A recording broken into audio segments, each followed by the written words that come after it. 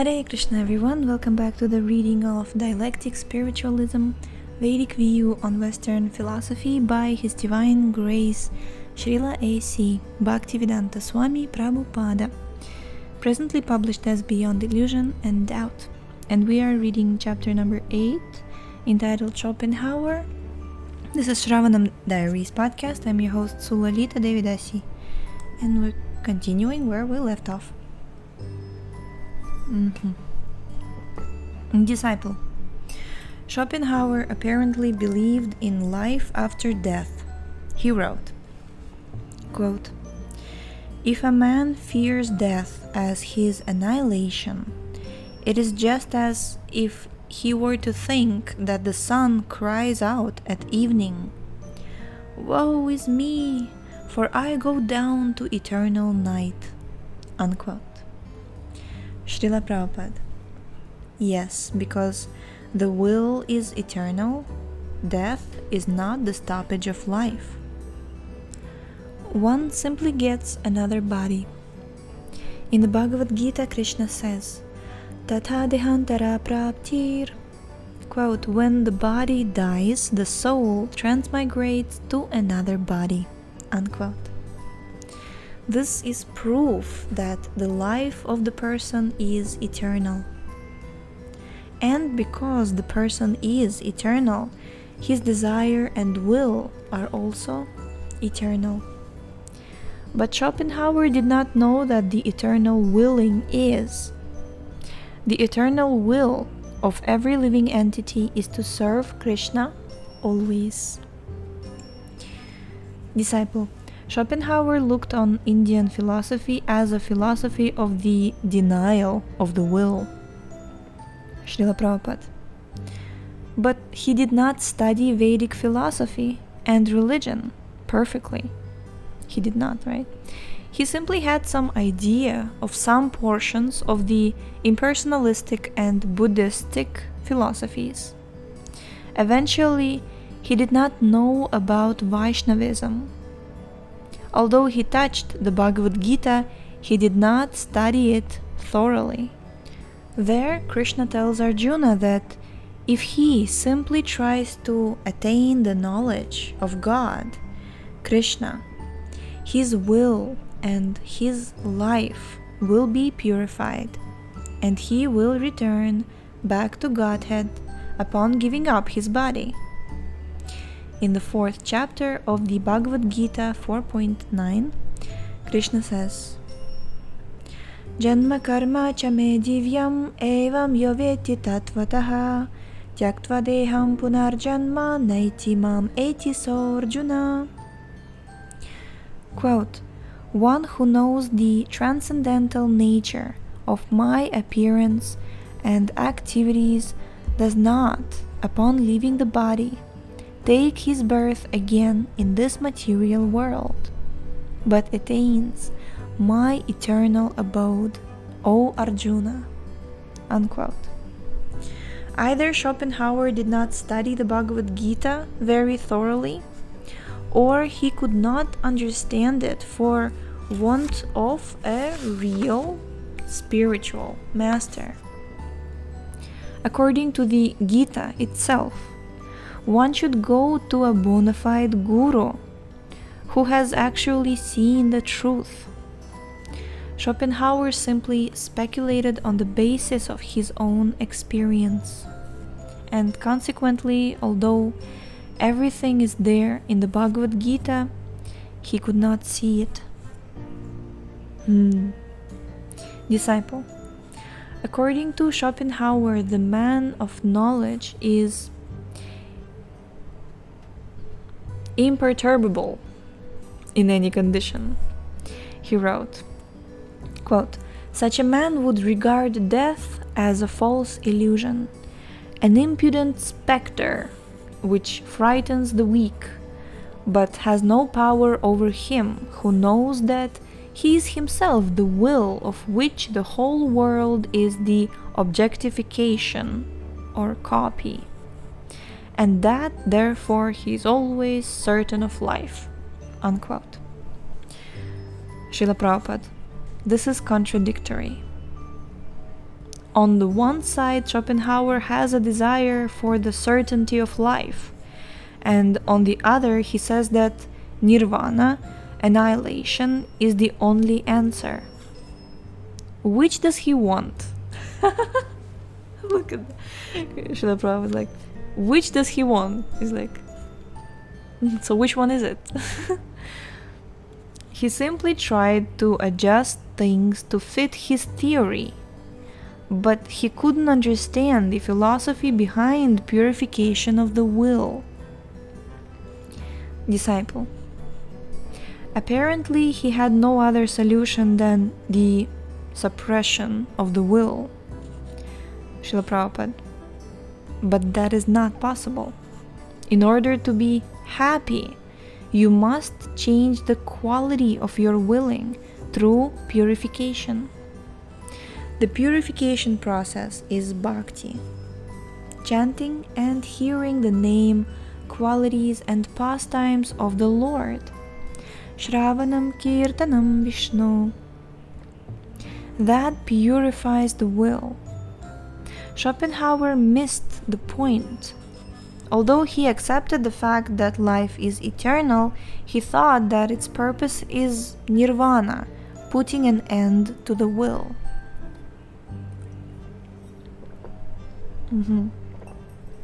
Unfortunately, he did not know what nirvana is. Nirvana means putting an end to the whimsical will and coming to the platform of willing in Krishna consciousness. Disciple. For Schopenhauer, there were 3 means of salvation: aesthetic, ethical, and religious. Through aesthetic salvation, contemplation of the Platonic ideas, we rise above passion through poetry, music, and art.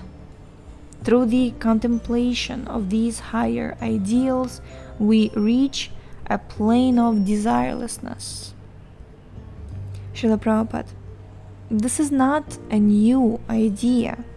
It is mentioned in the Bhagavad Gita. Param drishtva nivartate. The students of this Krishna consciousness movement have abandoned their abominable living habits because they have received a better life with superior thoughts, philosophy, food, song, poetry, and art. When the mind is filled with Krishna consciousness, there is no chance of its engaging in the contemplation of nonsense. Disciple. For Schopenhauer, aesthetic salvation is a temporary experience.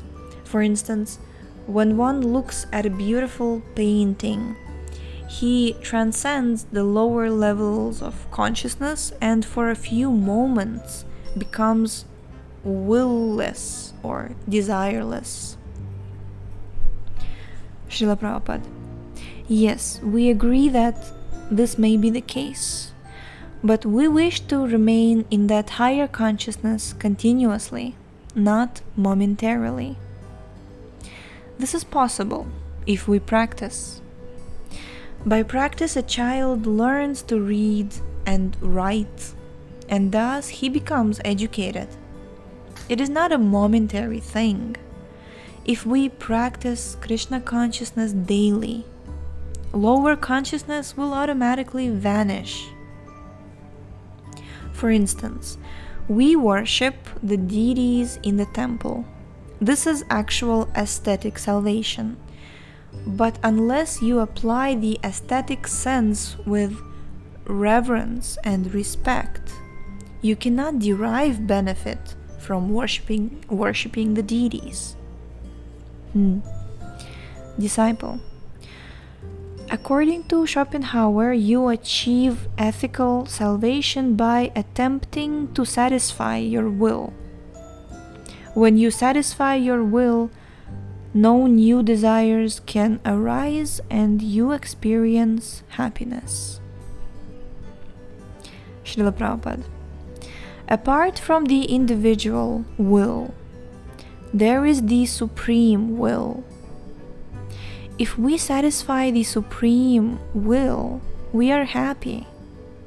But we cannot know the supreme will directly, and therefore we must approach a spiritual master. Our philosophy is that by satisfying the spiritual master, the representative of God, we satisfy the supreme will. Yasya prasadat bhagavat prasada. Disciple. For Schopenhauer, the third and most effective type of salvation is religious salvation. He felt that by denying the will through asceticism, you can attain the state of nirvana, nothingness.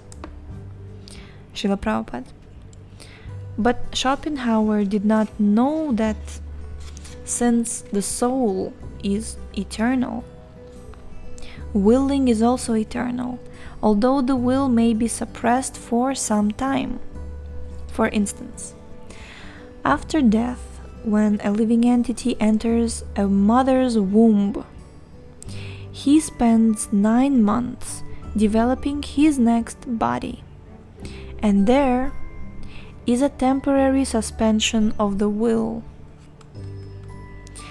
But when he emerges from his mother's womb, he resumes the willing process. Death simply means a suspension of the will for a few months, that's all. If you fail to train your willing process properly, you have to suffer life after life. But if you train your will properly to serve Krishna's supreme will, you can go to Krishna's supreme planet immediately after death. Wow, what a topic, right? Temporary suspension of the will. It's scary if you think about it, actually. That, for some time, it's something similar to maybe what people can feel even in this life, say when somebody falls in a coma or something like that. But basically, what I really love about Vaishnava philosophy, or about Srimad Bhagavatam, basically, we're studying bits and portions, but we will be studying it thoroughly later on, and you will really feel very, very grateful and very, very appreciative of the fact that you have a human body, that you can actually train your will, purify your will, train yourself in Krishna consciousness, and actually achieve perfection even in this life. So, instead of constantly going with this temporary suspension of the will, useless waste of time, lifetime after lifetime, suffering, and we've been reading how, happiness in material life is like you are being drowned, you're being like, you're being put under water, and then you're picked up for a few moments, and then you breathe, and you're like, happiness, I can breathe again. So all of this, and some people say that, you can do anything, you can be anything, you can be anybody, you can cross mountains, you can be successful in this world. We are at the mercy of the Lord. From time to time, our will is being suspended because we failed to achieve perfection of life by coming back to our own self, our spiritual identity. So what are we talking about? We have some few years of life in this human body, and we are fortunate if we have all of our body functions properly. Krishna. We will be reading more about this topic of appreciating the human form of life in Bhagavatam, but this temporary suspension of the will, it's kind of left an impression. We just ended the chapter. Tomorrow we'll be starting the chapter number 9, entitled Darwin. Yes, so thank you so much for tuning in today. The link to this book is in the description, And please check out our website shravanamdiaries.com. You will find books catalog, episodes timeline, biography of His Divine Grace. And yes, on this moment we'll stop. See you tomorrow. Hare Krishna.